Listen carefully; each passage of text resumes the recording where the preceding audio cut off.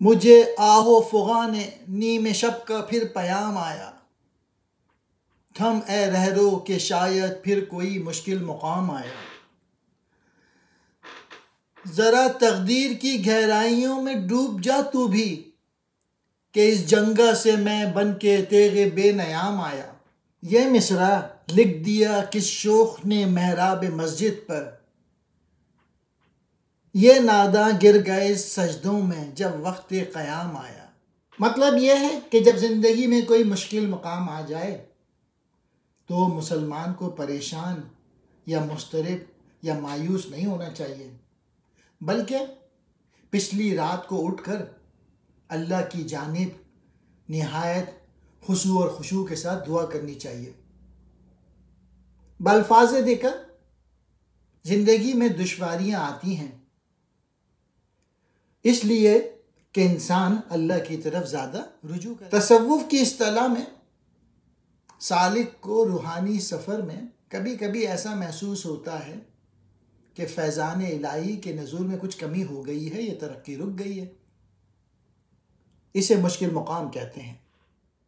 بالواسطہ اقبال یہ کہنا چاہ رہے ہیں کہ اللہ کے حضور آدھی رات کے وقت گریہ و زاری اور عجز و نیاز کرنے ہی سے زندگی کی مشکل منزلیں طے ہوتی ہیں۔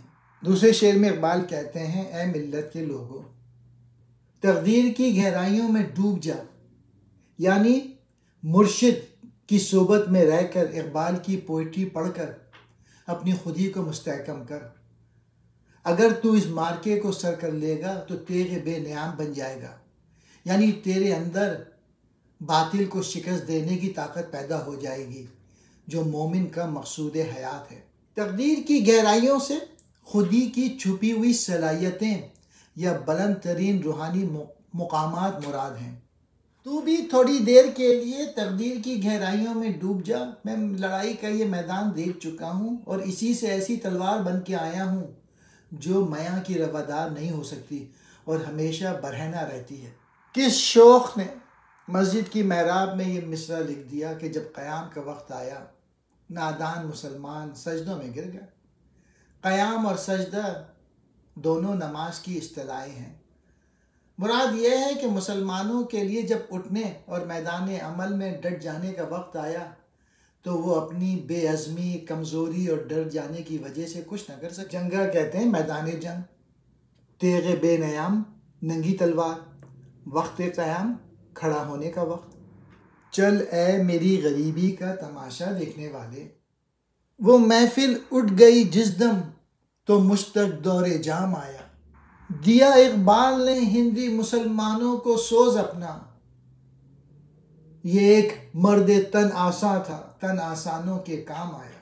اسی اقبال کی میں جستجو کرتا رہا برسوں، بڑی مدت کے بعد آخر وہ شاہیں زیر دام آیا۔ اقبال یہ بتانا چاہتے ہیں کہ اب وہ لوگ اب اس محفل سے رخصت ہو گئے جو میرا پیغام سننے کے اہل تھے، جو میری شاعری سمجھنے کے اہل تھے اور جو اس پہ عمل کرتے تھے۔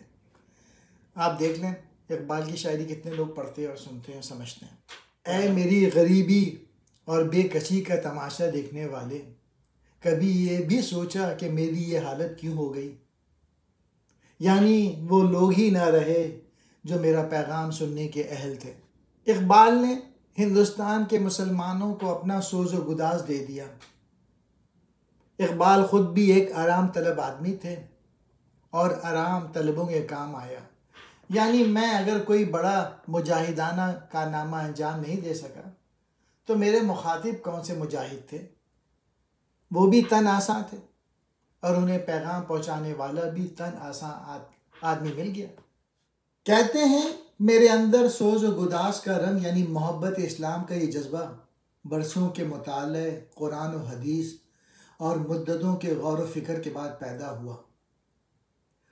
واضح ہو کہ اقبال نے اپنی زندگی ایک پروفیسر، وکیل، شاعر، مصنف اور لیکچرار کی حیثیت سے شروع کی تھی، لیکن رفتہ رفتہ انہوں نے اسلام کی روح سے آگاہی حاصل کی۔ تو میں اسی اقبال کو برسوں ڈھونڈ رہا تھا۔ وہ شاہیں تھا اور شاہیں کو جال میں پھانسنا آسان نہیں۔ بڑی مدت کے بعد اس کوشش میں کامیاب ہوا ہوں۔ مرد تن آساں سست آدمی، جستجو کرنا، کوشش کرنا، زیر دام قابو میں۔